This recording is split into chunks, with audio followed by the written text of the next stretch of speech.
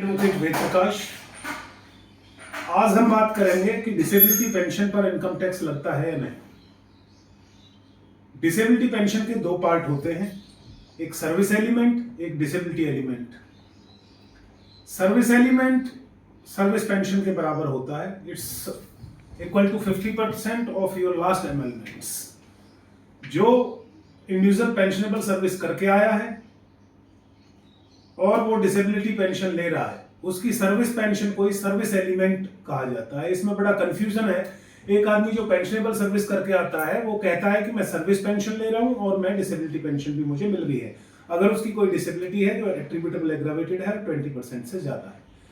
लेकिन टेक्निकली हम देखें तो डिसेबिलिटी पेंशन के दो पार्ट होते हैं, एक सर्विस एलिमेंट, एक डिसेबिलिटी एलिमेंट। डिसेबिलिटी एलिमेंट वो पार्ट है जिसे जनरली लोग डिसेबिलिटी पेंशन बोलते हैं, और सर्विस एलिमेंट वो पार्ट है पेंशनेबल जो सर्विस करके आए हैं जिसको वो सर्विस पेंशन बोलते हैं।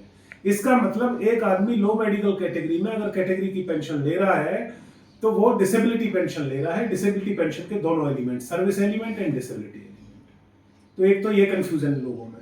दूसरा है कि जो लोग पेंशनेबल सर्विस नहीं करके आए हैं, जो 15 साल से पहले इनवैलिड आउट कर दिए गए हैं और उनको डिसेबिलिटी पेंशन मिल रही है, दूसरी कैटेगरी में वो लोग आते हैं। इसमें भी डिसेबिलिटी पेंशन के दो पार्ट है, सर्विस एलिमेंट और डिसेबिलिटी एलिमेंट। सर्विस एलिमेंट यानी कि जिसे लोग सर्विस पेंशन कहते हैं इन केसेस जहां पेंशनेबल सर्विस करके आए हैं, और डिसेबिलिटी एलिमेंट, दोनों पे इनकम टैक्स नहीं लगता है।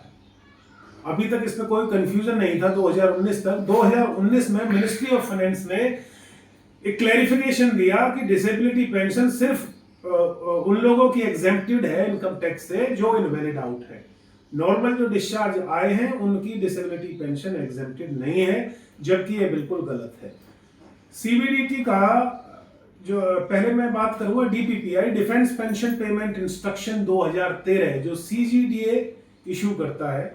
ये जो डीपीपीआई 2013 है, इसके पैरा 34 में लिखा हुआ है कि डिसेबिलिटी पेंशन के दो एलिमेंट होते हैं, एक सर्विस एलिमेंट और एक डिसेबिलिटी एलिमेंट।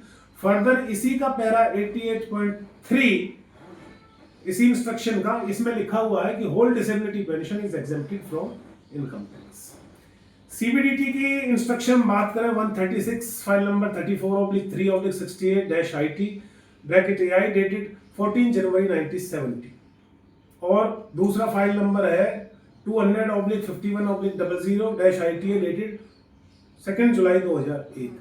इसमें भी लिखा हुआ है कि दोनों जो सर्विस एलिमेंट और डिसेबिलिटी एलिमेंट है वो एग्जेम्प्टेड है इनकम टैक्स से। मिनिस्ट्री ऑफ फाइनेंस ने जब ये सर्कुलर निकाला कि डिसेबिलिटी पेंशन सिर्फ उन लोगों की एग्जेम्प्टेड है जो इनवैलिड आउट है, और जो 15 साल या उससे ज्यादा करके आए हैं उनका एग्जेम्प्टेड नहीं है, तो ये मामला सुप्रीम कोर्ट में पहुंचा।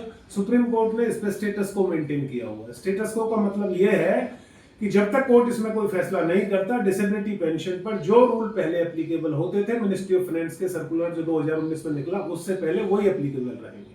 इसका मतलब disability pension Holi service element और डिसेबिलिटी पूरी पेंशन इनकम टैक्स से एग्जेम्प्टेड है। कुछ लोग ऐसे हैं जो लो मेडिकल कैटेगरी में रिटायर होते हैं लेकिन डिसेबिलिटी एलिमेंट ऑफ पेंशन उनको नहीं मिलता है, सिर्फ सर्विस पेंशन मिलती है, क्योंकि उनकी disability neither attributable nor aggravated होती है। बाद में वो केस करते हैं, केस जीत जाते हैं, उनका डिसेबिलिटी एलिमेंट शुरू हो जाता है, तो उनको जो पहले पेंशन मिल रही थी service pension, that become service element, और फिर पूरी पेंशन पे इनकम टैक्स नहीं लगता है। तो बहुत लोगों को ये जानकारी नहीं है।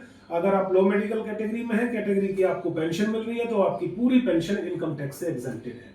धन्यवाद।